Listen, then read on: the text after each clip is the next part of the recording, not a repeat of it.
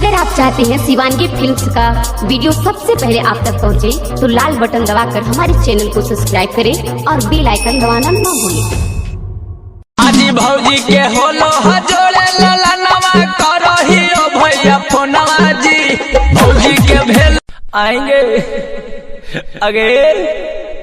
हाँ बोलो क्यों कहल कुहर रहना आएंगे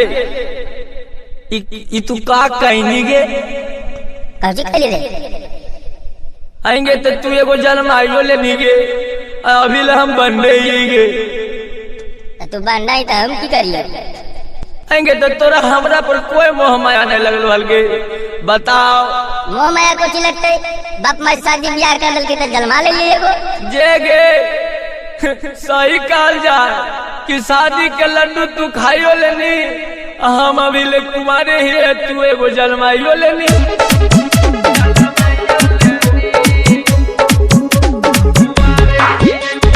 डीजे कंचन राज मुजफ्फरपुर।